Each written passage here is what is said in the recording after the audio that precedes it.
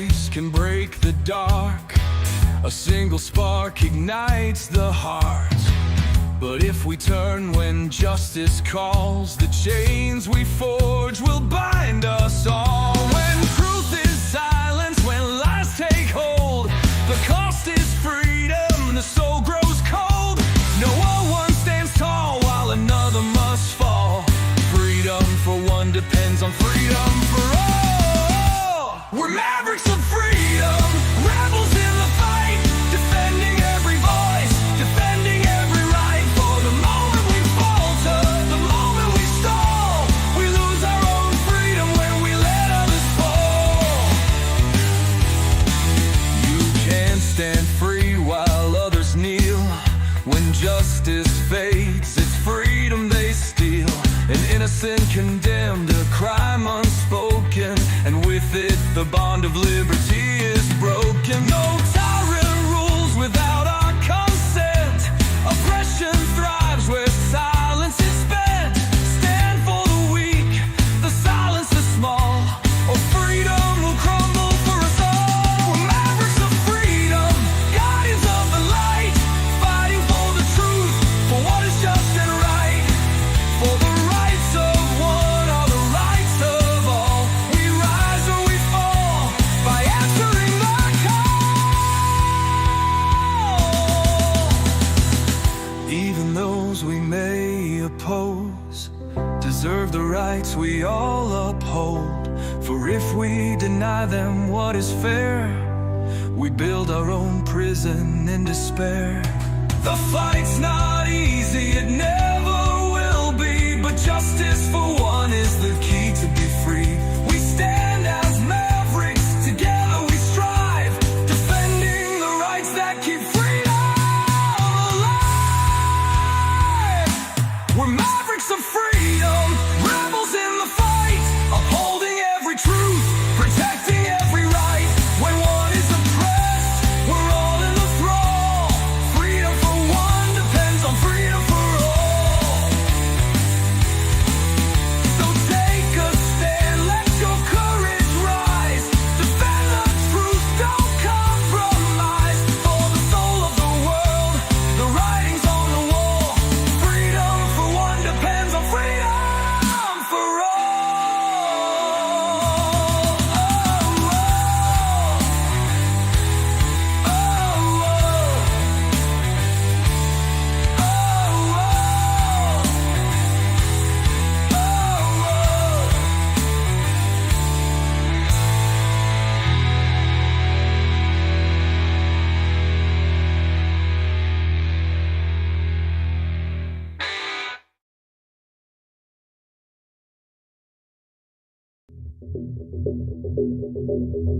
Greetings, Mavericks and new viewers.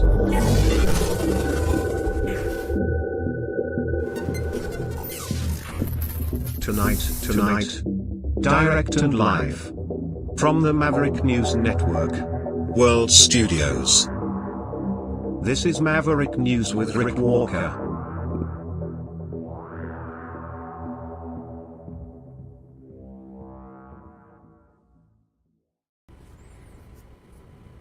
Welcome back, everybody, to the Maverick News Channel. Great to have all the Mavericks here.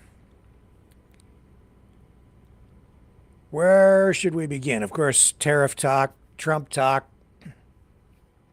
and in KURSK, that's the area of Russia that Ukrainian forces moved into last August, hoping to use that as a bargaining chip. Ukrainian forces are under intense pressure there after Donald Trump betrayed them and pulled their intelligence, leaving Ukrainian troops vulnerable and leaving Ukrainian cities vulnerable. As a result, many have died. We'll get into that tonight. You get to participate in the conversation this evening. We're going to go to the phones right away. You can call in through the course of the program. It's a call-in show. It is Saturday Night Live on Maverick Live. I'll be back. Here's the number to call. Okay, Mavericks, it's call-in time.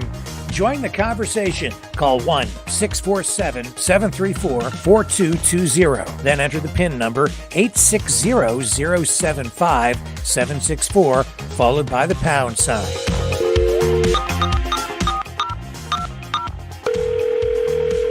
Exercise your right to free speech. Call 1-647-734-4220. Then enter the PIN number 860-075-764, followed by the pound sign.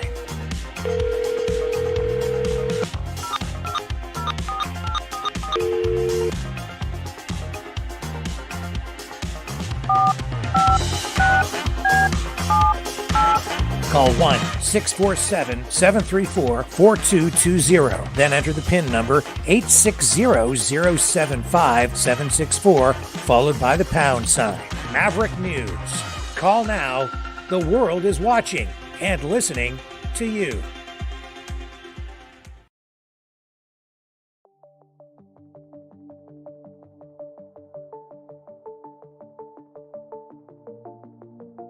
Greetings, brave Mavericks. Our quest for truth continues. We go beyond fake news. Together we expose propaganda. Together we pull others out of rabbit holes. We are maverick thinkers. We are all unique individuals, defenders of individual rights and freedoms, credible, trusted, grounded in reality. Maverick News. Defending free speech. Donate at freedomreporters.com. Do it now. Tomorrow may be too late. Maverick News. The world is watching.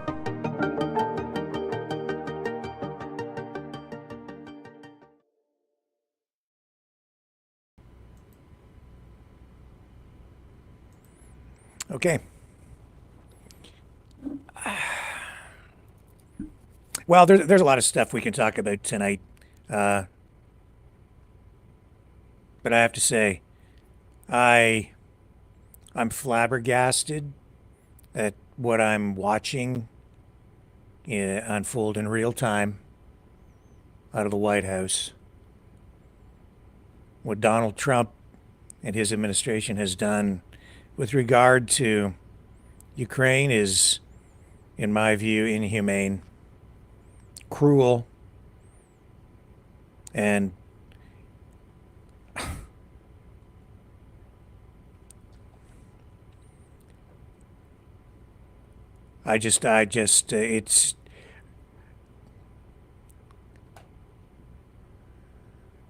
it's heartbreaking, because it's resulted in people dying. Now, tomorrow the Liberals are going to elect their new leader through their leadership convention. It looks like probably Carney, maybe Freeland. You guys can call in and express your opinions on this tonight. There's the phone number to call to join the conversation this evening, 1-647-734-4220. When prompted, as you call in, you'll have to dial in the PIN number to enter the conference call to join the program, which is 860-075-764, followed by the pound sign. I'll leave the number up on the screen scrolling so that you'll know what number to call. Just back to the intel stuff. A couple of days ago, Donald Trump, I guess, decided to suspend the flow of military intelligence to Ukraine, and that has helped Russia. Of course, as soon as he did that, they went into overdrive. They've been hammering Ukraine with missiles, bombs, and I think just overnight we've had 14 civilians killed. And in Kursk, I'm getting mixed reports. It's very hard to tell what the truth is. We do know that the Russians have a big assault going on there right now, trying to push the Ukrainians out. The Ukrainians have about 10,000 soldiers in there, from the reports that I'm seeing. And because they're really handicapped with sort of one arm tied behind their back and a blindfold on now, because they have no or very little or limited intelligence, how much the intelligence pause from the U.S. is impacting things, very difficult to know exactly or exactly how.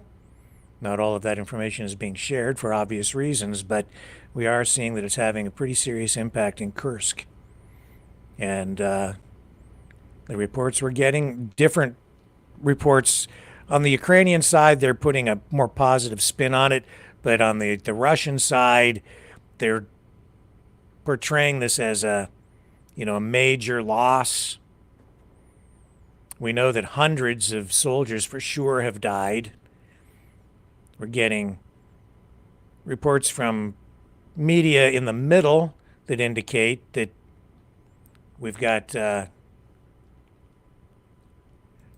serious casualties there, but the Ukrainians continue to fight back, and it looks like we've got ambulances and efforts still underway there. The Russians are trying to surround them. But make no mistake, this is because of the intelligence pause. Donald Trump has done this. In my opinion, he has no right now to criticize what Joe Biden did with the withdrawal from Afghanistan, keeping in mind that the United States made promises to the Ukrainian forces. If he wants to, and I'm editorializing, but if he wants to pull out of Ukraine, then there's a right way and a wrong way to do it. The wrong way is to simply just pull support and leave them high and dry. What happened to No Man Left Behind, and support your allies and your friends, and whether you like the war or you don't leave people that you've made promises to. You just don't leave them completely defenseless so they can be slaughtered. Removing the intel, it's the equivalent of saying to Israel, we're not going to let you use your Iron Dome. So you can't shoot down the incoming missiles. You just have to take it. Our first caller of the night is on the line. Who's on the line tonight? Hello. Happy Saturday. Who's Women's this? Is this Day. Johnny? Yeah. Of course it is. You can't That's okay. resist. You can't resist. Resist what? Hey, resist calling about this subject. What subject do you want to talk about? What- I'm not calling about no subject, Rick. Okay. I don't know what you're talking about. Oh, well, I thought because I was talking about that, but that's cool. Just go ahead and say whatever you want. What do you want to talk about? It's not about me. It's about you, sir. You talk about what you want, and then I'll respond. I can't. You want to talk I about? watch I'd rather too talk much about bloodshed. Too much bloodshed. I- You got Ukraine. You got Syria. You got Gaza. Oh Okay, my okay. God. John, talk about something else, because you've had your free speech on this, and tonight is not the night, Yeah. sir. Okay? Okay, Because so- what's going on there is cruel, So and I'm here's- tired of it. Here's so what I'm thinking. move on. Here's what I'm thinking. Since it's Women's Day today, Yeah. and Polyev today, he really raked Carney there. Okay, he exposed them really good, and so I don't think they're gonna pick Carney. They're probably gonna pick Freeland because she's a woman. Trudeau's a womanizer there. You know, he likes. So, and she even said that, "Oh, I'm gonna make Carney the finance minister." Yeah. So I'm thinking, I think maybe Freeland is gonna get picked, and yeah, that's what I'm thinking. I don't know. I'm not. Nobody knows. 4 o'clock tomorrow, 8 o'clock by 7 o'clock. We'll know, right? But Yeah, so we'll know by the time the show comes on tomorrow good. night. Now, Where's the There's video of 400 him? Where's the video of Polyev that where he went after Carney today? I haven't seen it. I've heard about it. Oh, I seen it on a show. I have to look it up. What show it was, but I can look it up, but I have to send it to you. I'll find it and send it to you if you want. But Sure, send me the link, and if I can find it, I'll run it on the program. He was exposing him with, like, he's sneaky, right? And the things he said about him today, I don't think Carney's gonna run because he knows he's gonna get beat up. And I'm getting calls from all my friends. They're all going conservative, and these are liberal friends that I'm talking about. Family friends, they're all liberals, eh? And I'm surprised they're all going conservative. They don't. There's 400,000 voters that signed up to vote tomorrow. 400,000 liberals. That's a lot, man. That's a lot. That's a lot, eh? That's what I was saying to myself. Yeah. Don't count those guys out of the election. They've got an organization there that's powerful. They've got a lot of money. Yeah, and you never know which way the political winds are going to blow on any given day. Things can turn on a dime, so who knows? So I don't know what to expect, but I'm just leaning towards Freeland, but I could be wrong. Plus she's got experience, right? Carney's experience, right? She's got the experience. So I'm back. That's what I'm backing up. Why do you think Carney doesn't have the experience? What do you mean? Well, he's never been prime minister. Has he worked for the government before?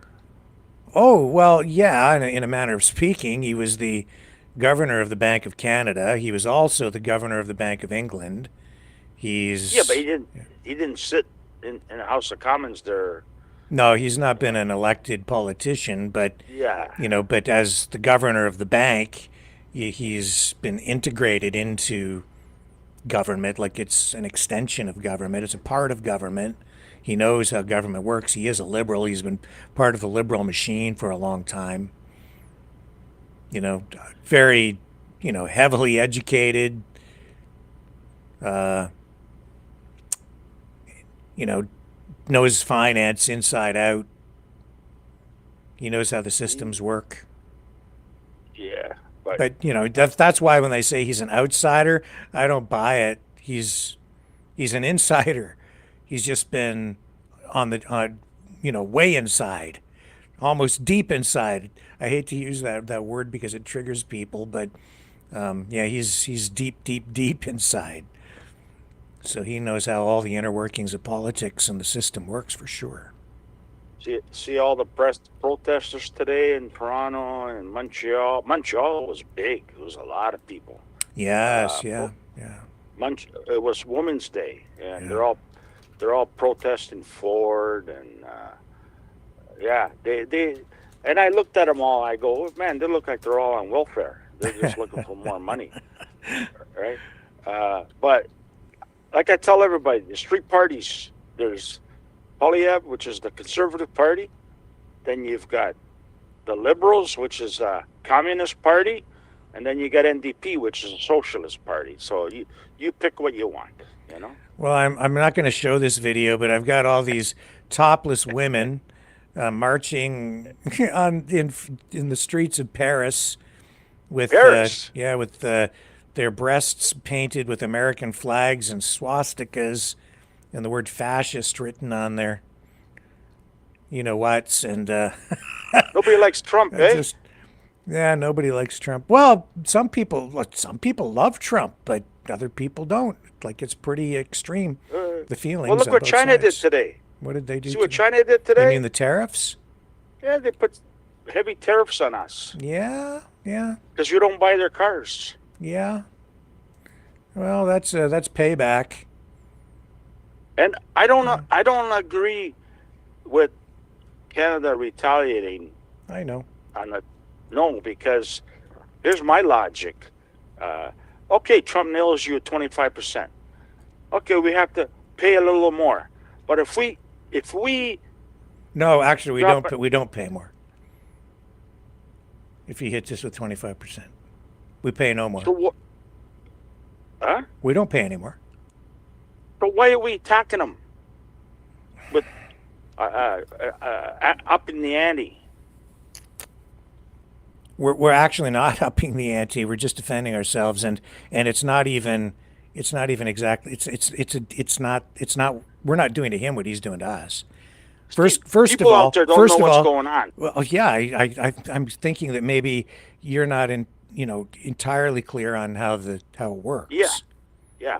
So do you know what? Like, the reason we don't pay more here when he imposes a 25% tariff is because it's the 25% applies to everything we produce in our country. When it crosses the border, say if somebody wants to buy some lumber, say Home Depot in the U.S. wants to buy Canadian lumber, when it crosses the border, at the border there's a 25% fee that Home Depot has to pay on top of whatever they paid for the lumber at the border. So it costs them 25% more. But we pay nothing. We don't pay anything up here, but the problem is then our products become less competitive. So, we go somewhere else. No, it's not about us going well, we can. The problem is they'll stop buying our stuff. So with the auto industry, for instance, right? So sell it somewhere else. Well, we'd like to, we try to, but the U.S. is our biggest trading partner because they're right next door. So now, we put 25%. What happens? If we put 25%, well, Yes. this is why I'm in favor of what is being done, because we're not just putting 25% on things across everything. That's not what we're doing. That's what he's doing, which is stupid, because it hurts all of America and it devastates us, because it makes all of our stuff non-competitive going into the U.S. So they'll just stop buying from us. A lot of things, unless we can find some way to reduce our cost. Now, I agree with the approach that we're taking, because ours is targeted. We're not putting 25% across everything. What we're doing is we're saying, okay, orange juice, that will hurt Florida in a way that will make Ron DeSantis, the governor of Florida, then go to Trump and say, hey, Canada's not buying our orange juice. Why aren't? Because it's too expensive now. Now we'll still bring it in, but when it's sitting on the store shelf, it's 25% more, give or take, right? However it translates into retail pricing. So their Florida orange juice is more money. But see what exactly. But we still will buy orange juice from Argentina, Chile, Okay, Mexico. but if you want to buy orange juice from Florida, it's 25% more. Right. So Am I it's right? just yes, but Right. But we can So buy other. we can handle products. that. We can handle that. But if we attack them and tariff them, Trump's going to put 75% on the orange juice, and nobody could afford 75%. That's Well, like almost double. No, it's John. It's still that's not the way it works. I'm confused. Yeah, I know you are. Our stuff going there costs 25% more. So because what the objective of a tariff? No, I'm talking about Trump. But Yeah, that's what I'm talking about. Reciprocal tax. That's 75% on everything that comes across. Well, he could escalate to that point, but at a certain point, it doesn't matter anymore. Well, he says he's going to do that if I we, know, if but we, but look, I mean, if we it sounds very threatening, engage. but after you, if once you're from the standpoint of economics, once you reach a certain price point, your customer's not going to buy it anyway. So if we're not competitive with 25% or 30%, then 75% doesn't matter. It could be 1,000%. They're not going to buy it. And that's what's going to happen with cars. See, with we've always had, like, first we had the auto pact with the U.S., with a trading arrangement, I won't get into all the history. Bottom line is right now, when cars go back and forth across the border under the USMCA or the trade deal that we have, which regulates via automobiles, there's really 0% tariff. Like there's no tariffs under the current system. But Trump is like 25%. There are content rules so that a certain amount of, like, you have to have a certain amount of North American content in vehicles that are produced in Canada and sold here, and a certain amount of Canadian content, that kind of thing. It's a complex formula, but basically there's 0% tariffs right now on cars. But Trump wants the car plants, and he really wants the country. But if he can't get the country, he wants all of our factories to move to the United States. So he's saying, screw you, Canada, 25% tariffs on all automobiles and parts and everything automotive related coming into the United States. So everything becomes more expensive for the companies to import their stuff from Canada into the United States. It makes it non-competitive. So then the auto companies, what will they do? They'll close the factories in Canada and move them across the border to the United States so that they don't have to pay the 25%. That's what tariffs are really about. It's not really even about collecting the money. He put a pause on the cars because for a month because of what we've done. No, not because of what we've done. No. Yes. It's because the car manufacturers in the States, they can't get the plant up in a month. No, they because need more time. John, I'm an automotive journalist. I've been reading about it. The CEO of Ford, Mr. Farley, and the other two CEOs from General Motors and Stellantis went to Washington to meet with Trump, and they said, "Dude, you can't do this. You're gonna." This was the words. You're gonna blow a hole in the center of the whole auto industry, both in the United States and Canada. You got to slow down. You can't do this. So that he gave them a month. In addition, right? And that's because that's not what Trump said, anyways. I don't care what he says. He lies through his teeth. Trump said that too, but he said that they can't get the plant ready. Yeah, well, they can't. It would take them. It's going to take them years to get the plants retooled. You don't just move your automotive production from Oakville or right to Michigan overnight. Yeah, it takes years. You have to retool the whole plant. So that's it could take said. It could take a year, 2 years. It could take 5 years to get everything set up. He's full of crap. And then he also said that they're in the speech to Congress that they're building new auto plants all over the United States. I think they have one in Indiana going up from Honda. I think they have one. Yeah. And he's just over the top, exaggerates. But our approach is the right approach because it's targeted at very specific products. So it's with orange juice, you hit orange juice, and then but it doesn't really hurt us because we can get our orange juice from other places. So consumers don't have to pay. Okay, orange juice right now is like, say, $7 for the big jug. Big jug, $7. Okay, he puts 25% tariff on it. We do. So you're paying. We would put a 25% tariff on U.S. orange juice coming into Canada. We tariff that.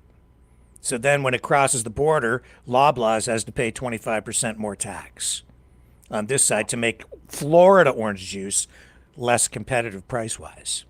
So we're paying 25% more. Not necessarily, because then what Loblaws does is they respond and they say, well, screw Florida orange juice. We'll buy our orange juice from Chile or Bolivia or wherever we get it. And I looked it up. I looked it up the other day.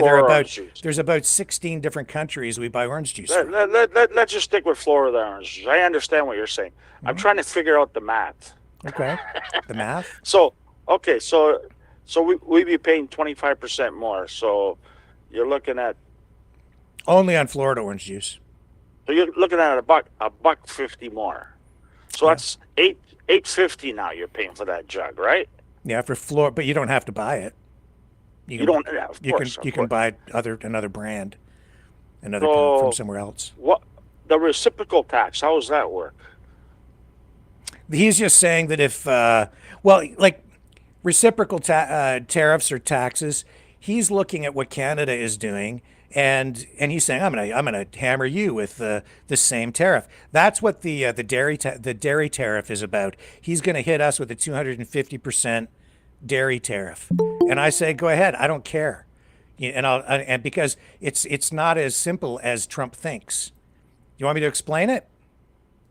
Yeah, that's what I'm trying to. Sure. So we have supply management in Canada, and the way it works is we have production quotas.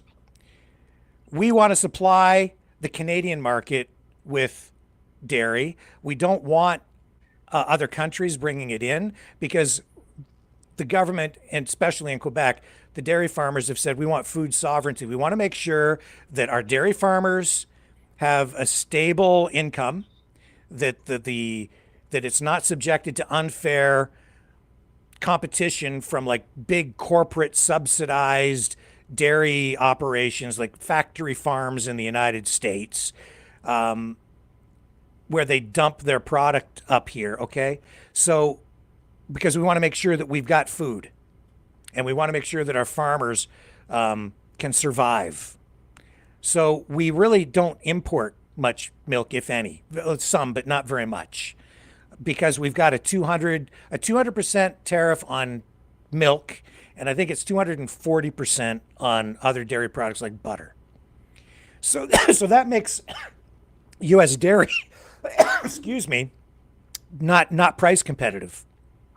That's right. Okay, but so here in Canada, and then what we do in Canada though is they say to a dairy farmer, you've got so much of a quota, like a cap. You can only produce so much. Every farmer can only produce so much, and if you overproduce, you're only allowed to export a very small amount to the United States, a very, very small amount, if any, and most of it gets dumped to make sure it just restricts supply to the market so that it ensures there's a minimum price point at the supermarket, at the wholesale and retail level, so that the farmers are ensured that they're going to make enough to cover their production costs, and it provides stability in the industry. That's the thinking behind it. And that way we make sure that our farmers have enough to survive, that our farms are always there, that we have a stable food supply, and that if it's ever threatened in a situation just like this, we're not reliant on an outside government, another country, to supply our food. And our farmers are okay. Now, the reason I say go ahead and hit us with the 250% tariff is it really doesn't matter much, because Canada has restrictions on even how much we export to the United States. We only supply about 1% of all the milk in the U.S. market, 1%, because we don't really care too much about exporting milk. Now, that's still a substantial sum of money. It's about $400 million a year that we export to the U.S., but that really only represents like literally a drop in the milk bucket. It's not very much. I'll go beyond that. Even with this 250%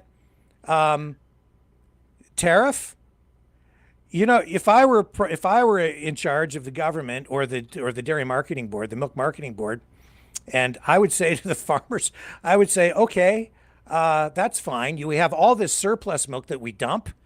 So instead of dumping it, what we'll do is we'll price it below market value and we'll dump it on the American market so cheap that the 250% doesn't matter. And then Trump can swallow that. It's not free trade then. It's not free trade.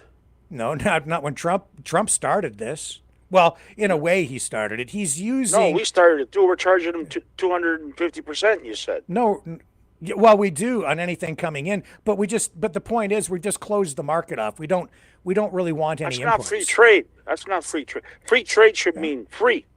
To me, free trade. Yeah, but you shouldn't call it free trade then.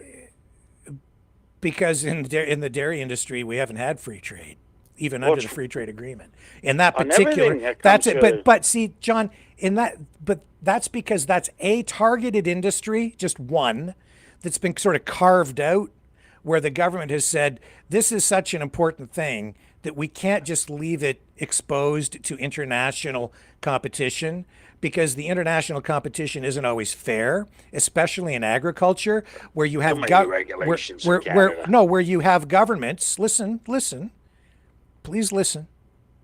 You have governments all over the world engage in all kinds of subsidies and tax breaks and programs to prop up their farmers and their agriculture, and it becomes a very complicated web of government programs internationally, and regardless of what country you're looking at, including in the U.S.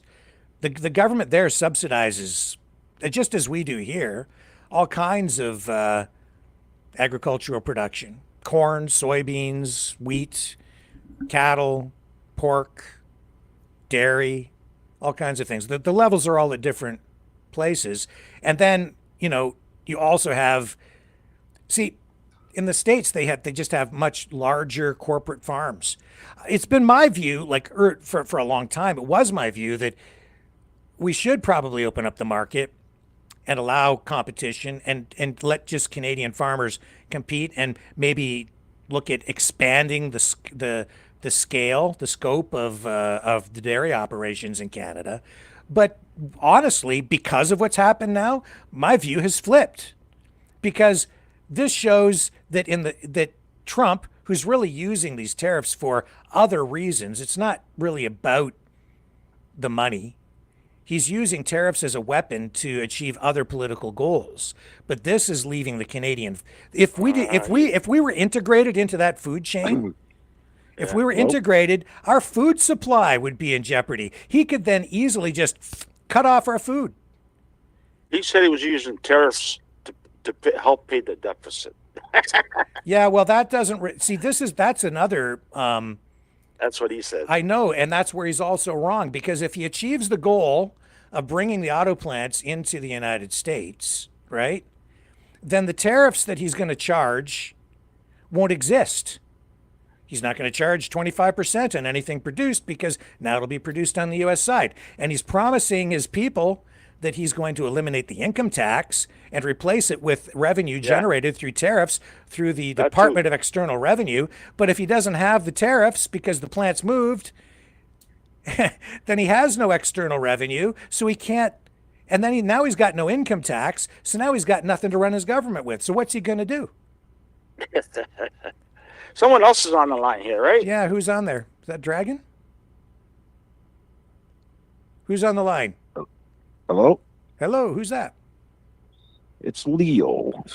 How are you tonight? Hey, Leo. Now, I really love what you guys are talking about. I can't really comment on the Ukraine crap that's going on, because I don't really know. Really, I don't. So I'm not going to comment on something that I don't know. But the tariffs is funny, okay? And the reason why Trump says he wants to get rid of income tax in the United States, right? But it was funny when the tariffs came. The price of a vehicle in the United States for a Ram truck was $80,000 American. It shot up to over $100,000 overnight. Mm-hmm. Okay, so his idea is to put the tariffs on. Okay, create enough work. We're going to get rid of income tax one way or another. Somebody's going to pay for it in the end. Okay, in a form of a tax, and that'll be a tariff.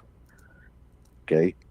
Yeah, you won't have income tax, but you're going to be paying $25,000 more for a car. The price of real estate is going to go through the roof. The price of food is going to go through the roof. You're going to pay for it that way. Where's this, in the States or in Canada? In the States. Oh, in the States. Okay. Right. That's how it's going to work. That's how it's going to work. It's a scam. It's a scam, man. It's blatantly there, right? Trump's famous for scams. Well, you know what? I'm having fun.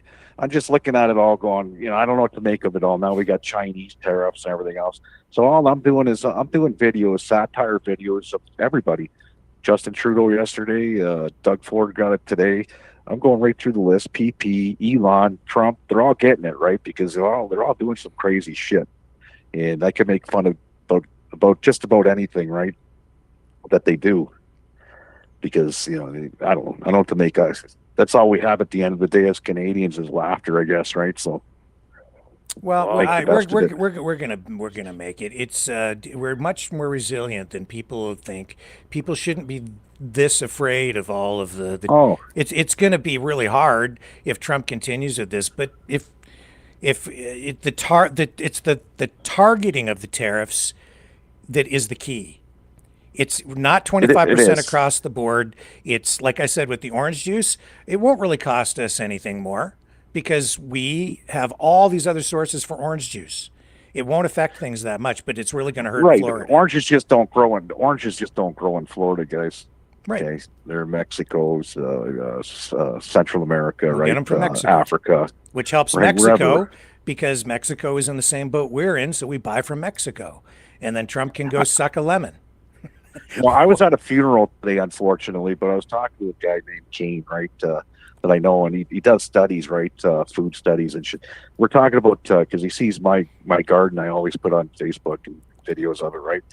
And we're talking about the tomato, the greenhouse tomato, let's say, right, the big beefsteak tomato you get from a greenhouse. There's zero. He says there's more nutrients in a cherry tomato that's grown in the ground organically in your backyard than there is. And they did the study on it that on one of them greenhouse tomatoes, right? In America, okay, where I'm going with it is organic's the best way to go, period. Yeah, Okay, that's and true. in America, have you ever tasted the difference in the milk? Go buy American milk. Grab a glass. I drink a can't. lot of I don't milk. see it on the shelf. That's because we No, don't no, get well, it. But yeah, yeah, Leo's yeah, you right. can't buy it now. Yeah. But you can taste the difference. Okay, it's not like Coke and Pepsi. It's different. They use Okay. they use growth hormones down there that we don't use up here. Our standards are different. And 100% our standards are 10 times better than theirs. Yeah. And it's not just with the milk, Rick. It's with how many people Everything. die a year over there from lettuce, yeah. Yeah. right? Well, that's from Onions. Mexico, though, isn't it? Or California too. They got some. California, wherever, Yeah. right? Their growing standards. The FDA, who's supposed to be overwatching it all over there, like I said, look how many people die from foodborne illnesses in the United States, right? Compared to Canada. So our food standards are obviously 10 times better than theirs. And I really love our milk. I love our milk for sure, and our honey.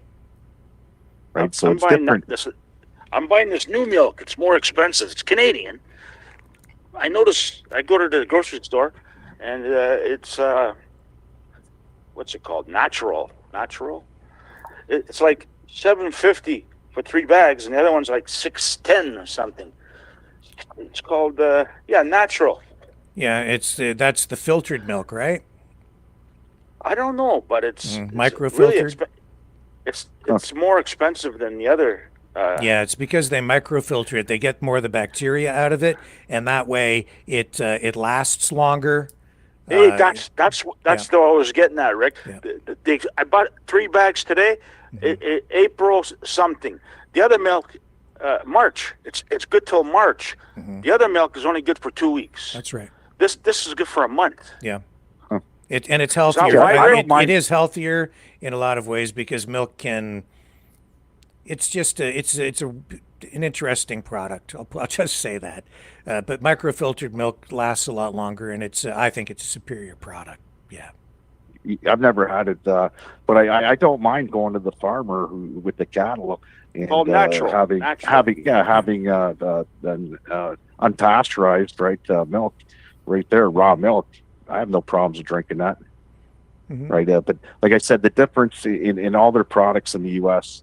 Like we're talking about it too. I was talking with another guy today about the auto industry. Okay, now the big three, it's easy to say, oh, we're just going to build cars in Canada. Well, that's not the way it works. Okay, the big three, they're just assembly plants.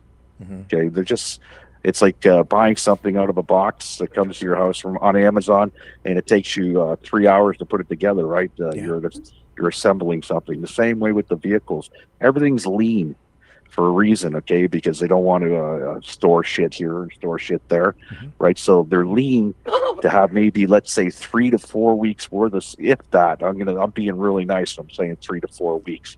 Okay, supplies laying around.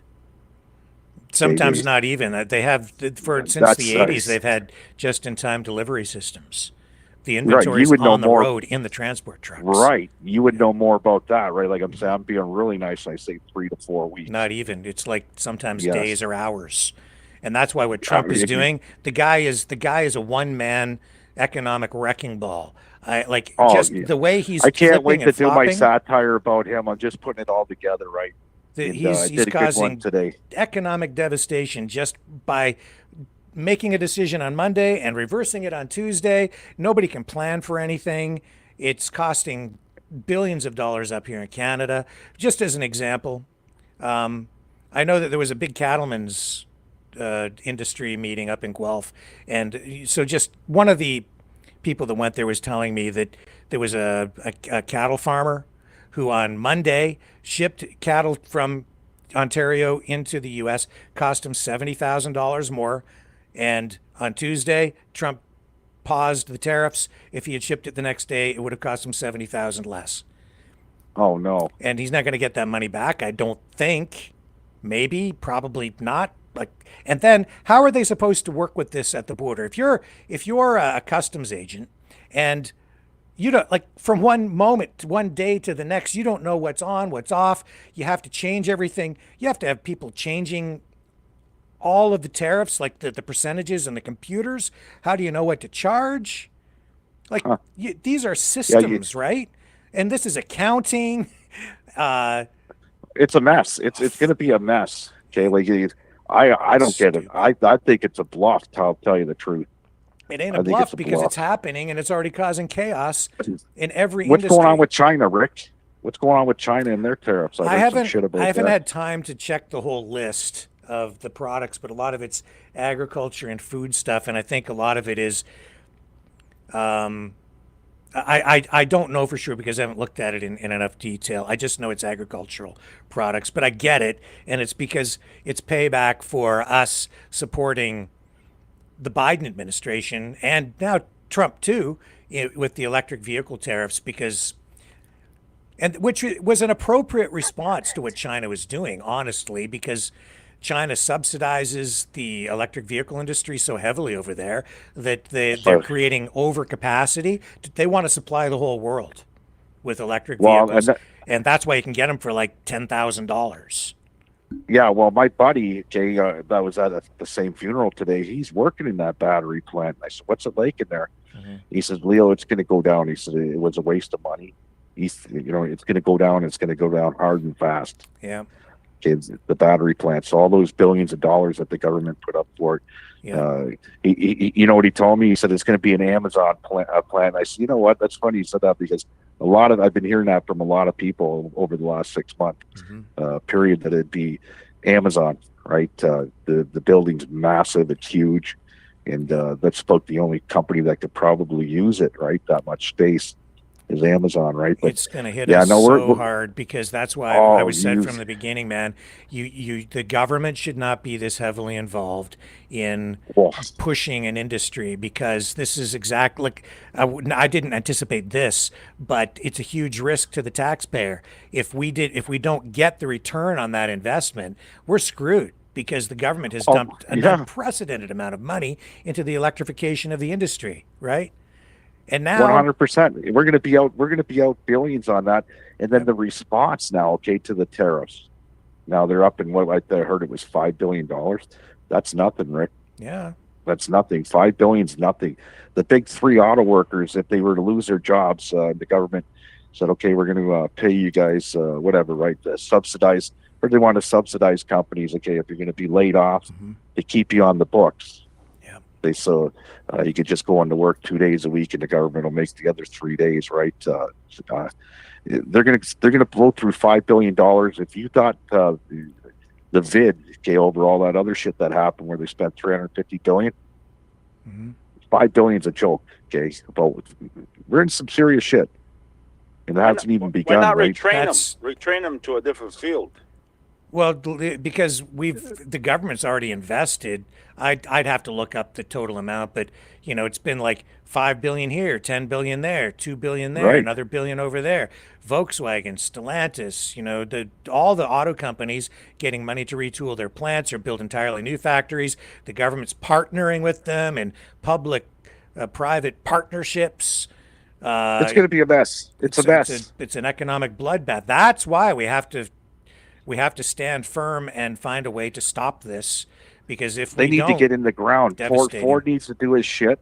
Ford needs to do his shit and get into that ring of fire or whatever, right?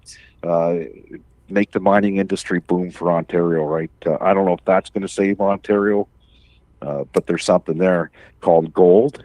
And there's something in Matheson, Blackwater, if you know anything about the Timmins area, Tuscany. Okay, there's diamonds up that way. There's obviously diamonds in Ottawapiskat because there's a De Beers mine, okay, and those are designer jewelry diamonds, right? But the ones in Matheson are for cutting tools and shit like that, right? Like if you're going to sharpen carbide, you need a diamond wheel. Those would be the diamonds that you would find in a diamond wheel are the ones in Blackwater, Matheson, right? All kinds of that, right? So they got to get it. They got to figure something out because there is trillions of dollars out there waiting to get picked up. Right? Yeah, they just got to figure out. We just need to. If Trump's not going to, play fairly, and he's not because he's violating the USMCA trade agreement, the agreement he signed and negotiated himself. But if he's not going to play by the rules, and we can't get a resolution through the World Trade Organization, then we just need time to realign our trading and diversify our customer base. But it's going to take time. Right. So. Yeah, and stop giving our money to other countries. Fix the problems here in this country first. So listen, I'm going to jump you guys off because I've had people complaining about having everybody on the line at the same time and talking over each other. I'll drop off there, Rick. Okay. Yeah, no, I'll jump off too. And then I've got somebody else nice here. talking to you, Johnny. Okay, talk to you later, guys. Take care. Bye. And who's on the line now? It's Alicia. Well, Alicia, hello. How are you? Oh, good. Did I hear you say that on Tuesday the trucker sent a load of cattle to the state? Yeah, it was and Monday or he had to Tuesday, pay yeah. 70. I thought that the tariffs were still on the beef, that the only thing that Trump took the tariffs off was just the automobile. I don't think so, Alicia, because I don't know the details of his particular, transaction. I just know that was the information that I got back. Whatever Trump had done on Monday, it cost him $70,000. Then he backtracked on stuff, and if he'd sent it the next day, it would have cost him $70,000 less. And of course, that's a specific individual case. And why it cost him, I don't know, but it did. Maybe because he had to lower his price in order to compensate for the 25% to make his product. If you've got cattle and it has to go to the slaughterhouse or whatever, there's a time period where it's, you've got to get it to market. Or you've got deals that I don't know what the deal was, but he had to send the stuff. So he did. I guess the reason I'm questioning this because I've got a bunch that I've got to sell, and I was afraid that the price was going to drop significantly. And so I thought, well, geez, maybe according to you, I might have another month to decide because I don't want to send them right now. But a lot of the cattle, like my cattle that I sell, say tomorrow, goes to the state into a feedlot. Then once they're finished in the feedlot, they come back to Canada, and that's when they're processed and everything. Like it's quite the chain reaction also. Yeah. So you, I'm not an expert in your field or your industry, so I don't want to give you advice. You should talk to somebody who's professional in your field who can give you the right information so you make a good decision. Yeah, I was talking to the guy that does trucking for me, and he said, "Oh, it's not going to make any difference with the price because there's cattle are really down, like because of the drought and the fires in the state. There's hardly any cattle left in the country, so he doesn't think that it's going to affect the price. But I don't believe that. I think it will affect the price. And I was just trying to thinking, I thought Trump said that he only took the tariff off the car product, not the other stuff. Yeah, I don't know of all. I can look it up. Yeah, I While we're on thought the the fly the here. tariffs were still on stuff like well, I don't know what an example would be. Like your orange juice thing. I thought the tariffs were still on that. I thought it was just the auto company that got the reprieve. No, the tariffs on Canadian cattle were paused until April. Okay. Yeah, Okay, so then I've got till before April to decide what to do. yeah. I think it. Okay, that's good. So I hope that helps you. Yes, it But did, because I thought the tariffs were still on cattle too. no, apparently not. But again, I would recommend you talk to somebody in the industry who is intimate with the knowledge, to be sure. And that would be the people in Guelph, because that's Oh, where yeah. the headquarters Yeah, are. yeah, Yeah. yeah, yeah. Yeah. Yeah, the people who deal with it. What's your prediction on the Liberal leadership convention tomorrow? Who will be the next leader of the party and prime minister?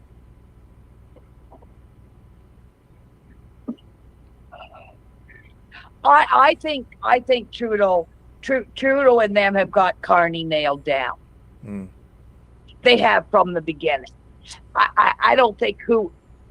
Yeah, I think it's crooked again, and they want Carney, and nobody else has got a chance.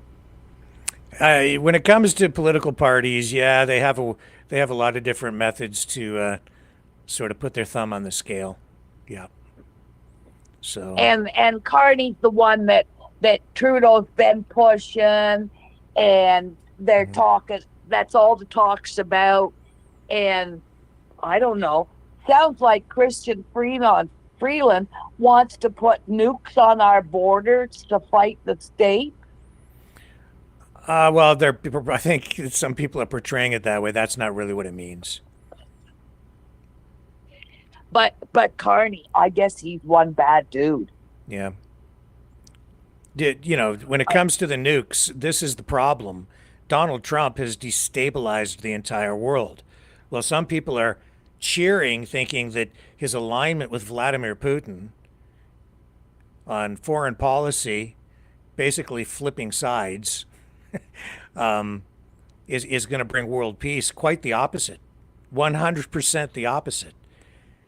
The arrangement we've had since World War II, where the United States has been the dominant nuclear power around the world, really ensured that we didn't get a proliferation and expansion of nuclear weapons to a lot of different countries. Only a handful have had nuclear weapons. So today, it's, now what Trump is doing is he's blowing NATO apart, and he's leaving Europe feeling like they're probably defenseless. They don't trust the United States anymore. So we're seeing an immediate rush to ramp up military spending and even increase their nuclear arsenal. The other thing that's extremely destabilizing is that the United Kingdom's nuclear weapons are integrated into the U.S. system. They're dependent on the United States for targeting and even just to make their nukes work. France, on the other hand, and this is why France is in the news right now with their nuclear weapons, is France is the nuclear power in Europe that has an arsenal that is independent of the United States. So theirs are still functional. They can use them right now, and that provides a nuclear umbrella, a nuclear deterrent to other countries like Russia in Europe. And so what Chrystia Freeland was really saying is that Donald Trump has destabilized things so much, and because he can't be trusted, and he's clearly now an existential threat to Canada, of all things, we need to really take that seriously, and we need to be talking to our other allies and NATO to provide, to extend that nuclear umbrella over here to Canada, even to make sure that the alliance is still strong and that we have each other's backs. And because we don't have nuclear warheads here, because the United States really would not allow it ever, but we don't have them, so we need to make sure that we still have protection under a nuclear umbrella so that another country doesn't nuke us. We need the deterrent in a nuclear world. And while that might sound like she's rattling the nuclear saber, no, she's not. She's really saying that, hey, the reality is nukes are out there. They're a real thing. And we need to make sure that we're under an umbrella so that there's a deterrent and no one will attack us. Peace through strength.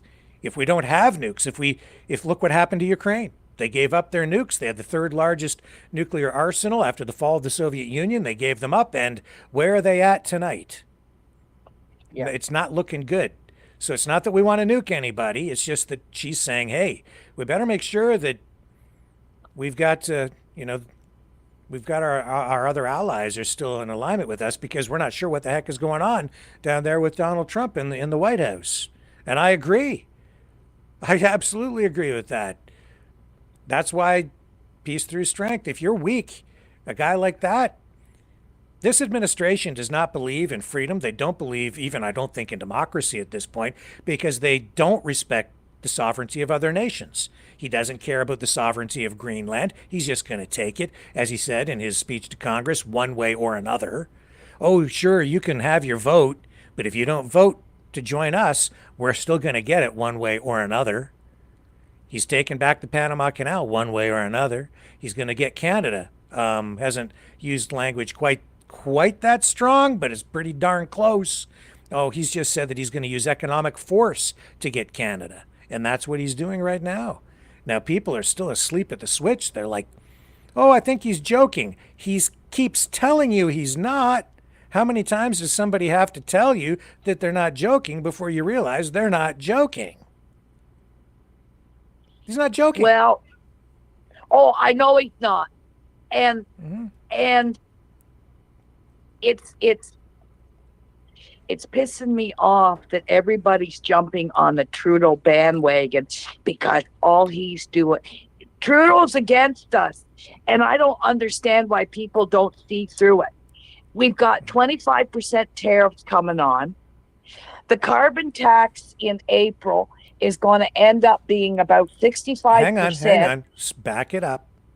I just talked about those tariffs. You understand that the 25% blanket tariffs are from Donald Trump, right? Right. And you understand that we don't pay that. You understand That's that, right. But still, I prefer Florida orange juice. But anyway, and then the carbon tax. If Trudeau was on our side, he would get rid of that carbon tax. It's going to be like 65% tax April the 1st. Okay, but again, and I agree. Like, I don't want the carbon tax. I'm dead set against it. But that's what elections are for. And the GST is 15%. The HST, yeah. Harmonized sales tax. We're going to end up being about 96% tax. That is going to put us in some kind of depression. Well, again, the across-the-board tariffs of 25% do not apply here. They apply to the American consumer, not to us. It's just that they're going to be buying less of our stuff. That's why our GDP will drop, and that will result in higher unemployment over time, and probably very quickly. But no, it's not. Our tariffs are targeted, and they're picking products where we have alternatives, so that the impact on prices here, there will be some, but it won't be to the level that you're worried about. It just means that people are just going to stop buying Florida orange juice, or at least a lot less of it, and they'll buy other orange juice from other countries. And it's the same with other products. Even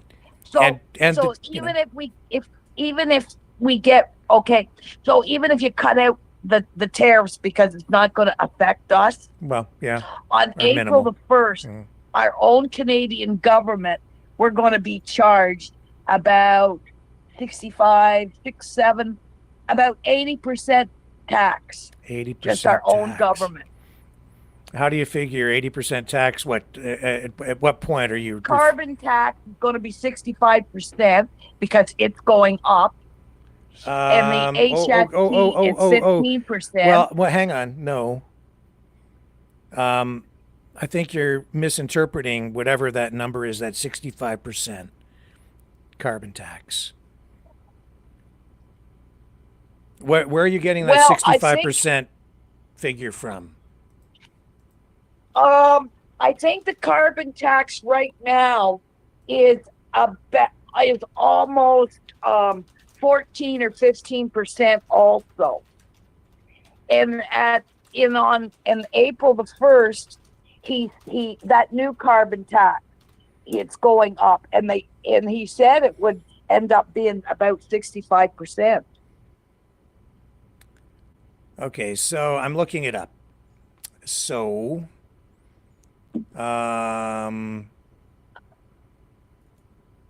it is substantial in April. It's going to, just to put it in real terms, the fuel charge will rise to approximately 21 cents a liter. Right now it's at 17.6 cents per liter for gasoline.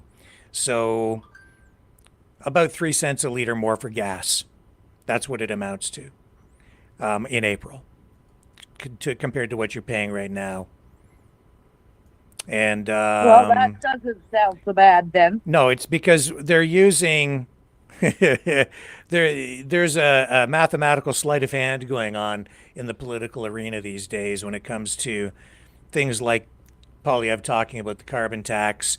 He'll fudge numbers or talk about a percentage increase, and I don't know exactly how he's coming up with like 65% or whatever that is, but that's probably like a game where it's like the carbon tax is going up like if you like 65%, which would be, I don't know where that would come from, but that's not, it makes people think that there's going to be a 65% tax on something, but it's actually an equation, or like it's 65% more than it was right now.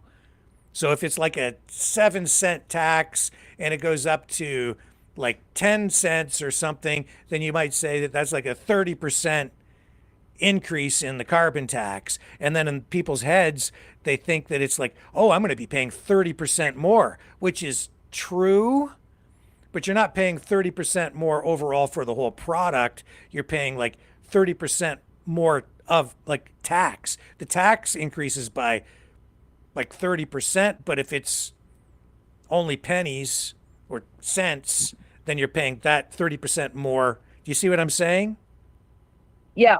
Yeah, I'm just looking at my propane bill right now. Yeah. And the carbon tax is 0.1238. And it was $69.93. That's what I paid. Yeah. And see, if in April if the tax was like 65%, then you'd be paying, what was it, like $69?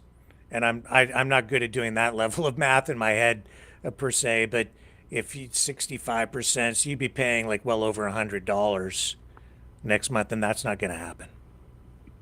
Well, between the carbon tax and the HST, the total was $150 some in just tax alone. And look, man, we pay way too much in taxes, as far as I'm concerned, for just about everything in this country.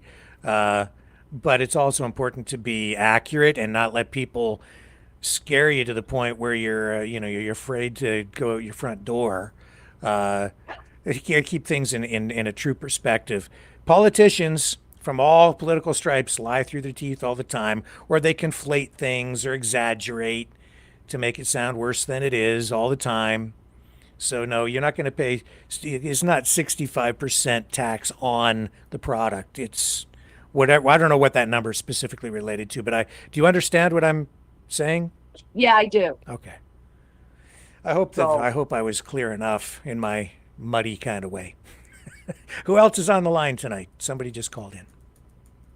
Hi, Rick. It's Sandy. Well, hello, Sunshine Sandy. How are you tonight? I'm okay. I'm not so sunny. Oh, I don't know. Okay. Every time you call, your voice is full of sunshine, and we thank you. we like that around here. We need more of that. Thank you. Do you know what's going on in Japan? Um, I haven't heard much. what do you mean? What's going on in Japan? I know that And that's what I'm they asking. Do you well, know there's all anything kinds of about stuff that going on in Japan? well, one thing I know is that I think it's Japan is in the midst of launching an alternative to satellite surveillance technology. Sorry, I didn't mean to throw you off. No, that's okay. I know that they have some new technology using drones that they're going to be Okay. using or offering surveillance and just other services as an alternative Oh, to satellite. surveillance camera. Yeah, which I kind of was led to that information because I was doing the research into what's going on with the withdrawal of intelligence to Ukraine by Okay. Trump, and so that led me to finding information about that coming from Japan, Yeah. which is pretty cool. Don't know a lot Yeah. about it, but I'm in the midst of reading and learning. So that's coming out of They've been Japan. pretty hush hush these days, and they're Yeah. not very much talking about what they're doing or, like, Yeah, well, Japan has a pretty interesting space program of their own too. They're a pretty strong nation. There's a lot of stuff going on in Japan. Still a strong auto yeah. industry, and It looks clean. it's a great country and great people. Is it democracy? It is, yes. And And we need that. yeah, it's certainly under the U.S. umbrella as after World War II, and since World War II, a strong ally of ours, and I hope that continues. They're a country that I think they just go about their business and these days, and they don't. You don't really hear about them on the world stage in the way that you do No, with I other know. countries. But they're powerful. They're a powerful economic force. They are. They're powerful people, and the country, everything about it is just every time you watch something, it's like, wow, Massive Japan. success story, Japan, especially after rebuilding after World War II and the devastation there, and Yeah. the shift politically. And when I was a kid growing up, in my hmm mind, Japan was sort of like what China was, an emerging economy. A lot of manufacturing from the West relocated there for quite a hmm while, and then they built up their auto industry over time and began to export the cars. And it was Japan specifically that really became, the big disruptor for the North American auto industry in the late 60s, certainly through the 70s. That's what really kind of turned Yeah. the auto industry in Canada on its ear. And Yeah. talking about all the subsidies to the auto industry, hmm that gets me to the mid 70s when Chrysler was going bankrupt and CEO Lee Iacocca went to the government in the States and here in Canada, and they arranged that loan. It was only in the millions of dollars. I don't remember the Yeah. They total seem amount. to be. They Yeah. seem to be in a good diversion. hmm They seem to be well educated. Who's that? Oh, Japan. Japan. Oh, Yeah. yeah, they have a very, um, They're very very good education. they're It's a very. very, very strong country I was going to economically. say Yeah. transformed, but they're very Yeah. maintained, and they're into machinery, and they're into economy, Oh, very advanced. Yeah. very advanced, very high tech. Why are you focused on Japan? What made you bring Japan up? I'd like to visit there one day. Well, get yourself a plane ticket. Get out of Get a Dodge plane ticket while you made still from can. Japan. While you still can, before Canada, before Kanakistan crumbles under the Trump boot. You know what, Rick? I've been very concerned about Canada. I cried today because I'm worried. Yeah, I know. I'm very worried about it. All this tariff going, and you know what? It seems like Japan is just staying out of its way. It's just staying away from it. Well, Japan isn't immune. I'm sure that there's a lot more going on in Japan than I know because I We haven't may been know. paying We much may know attention. more than what we know, right? You don't know what you don't know, and I don't. There's a lot I don't know about Japan, especially Yeah, since I there haven't may be been some looking that things we closely. may. Yeah, I'm very concerned about Canada right now because the way it's just everything is it's so quiet. Well, You know what I yeah, mean? yeah. Well, Like nobody speaks, nobody talks about it. about Nobody Japan, Canada. about Canada's quiet. I don't think we're that Well, quiet people don't today. talk. We're today the country's in an uproar today because Well, of what's that's what I happening. mean. I really hope it's finally speaking up. It needs to come out, right? Yeah. All this stuff going on right now between Canada and the United States. Mhm. You are always talking about, yeah, it is a war, but it's a different kind of war. It is. And people need to realize that this is a war. Yeah. And so we are justified in defending ourselves, and we need to defend ourselves, in my view. But how do we do it? We're doing it, Sandy. We're doing it. We're doing it right now by talking about it. We're doing it by coming together, regardless of your political views on this single issue, to defend our country.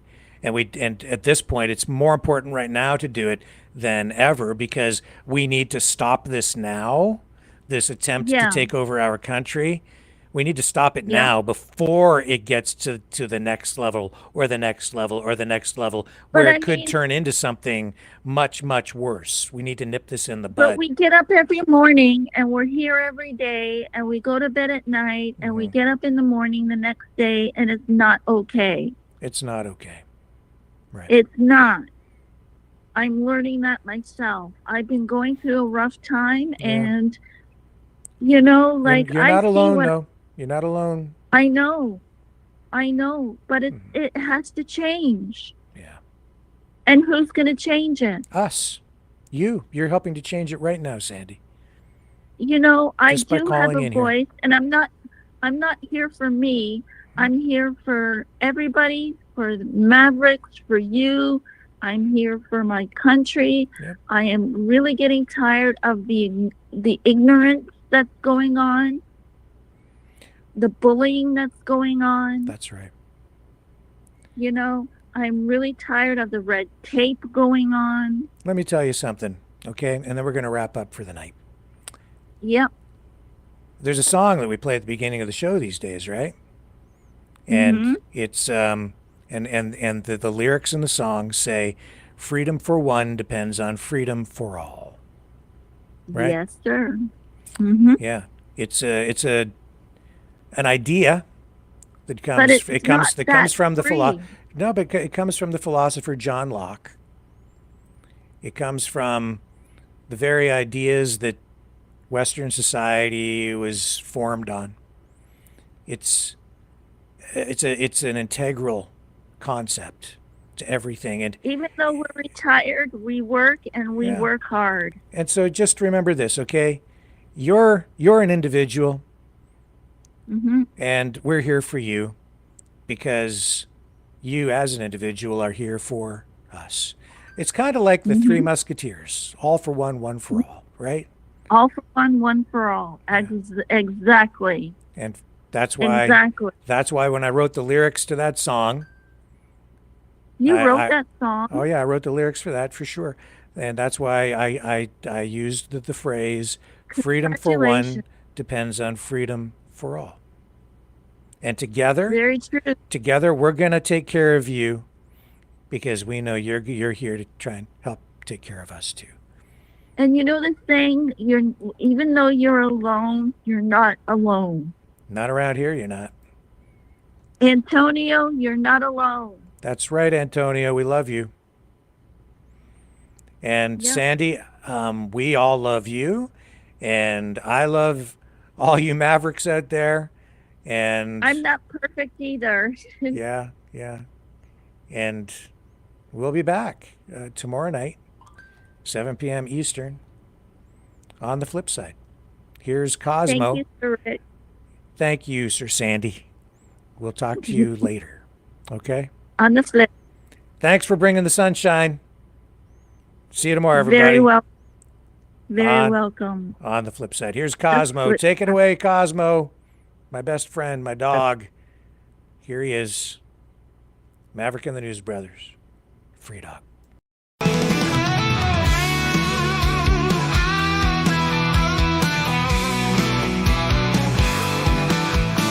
I heard old Cosmo howling last night up on the hill where the moon shines so bright. He was singing a tune, lonesome dogs cry about freedom, running and touching the sky. If I leave here tomorrow, would you still remember me? Cosmo's free, running wild, wild as the wind can be. He's a free dog, he's a free dog, he's a free dog. Cosmo's got them paws that just itch to roam. He's chasing his dreams, he's far from home. With a heart full of love and a spirit so free, he's living his life wild and carefree. If I leave here tomorrow, would you still remember me? Cosmo's free, running wild, wild as the wind can be. He's a free dog, he's a free dog, he's a free dog. He's got the stars in his eyes, the wind in his fur, a tail that wags like it's never heard of a blur. Cosmo's on a journey, he's got no chains. He's running through fields, breaking all the lanes.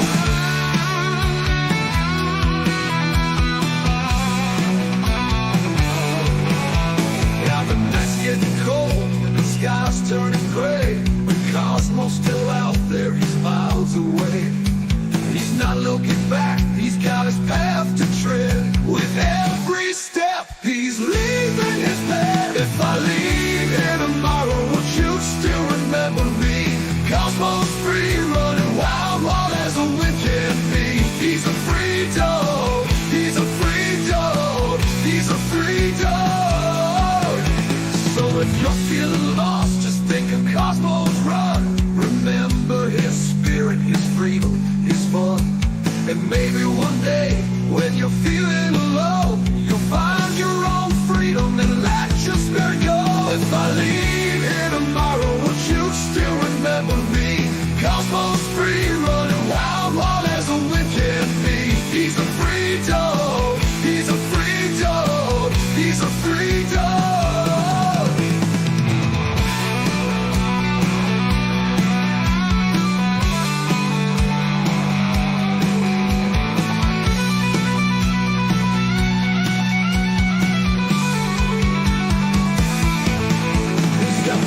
In his eyes, the wind in his fur, a tail that wags like it's never heard of a bird. A heart full of love and a spirit so free. He's living his life wild and carefree. He's got the stars in his eyes, the wind in his fur, a tail that wags like it's never heard a bird. Cosmo's on a journey, he's got no chains. He's running through fields, breaking all the lanes.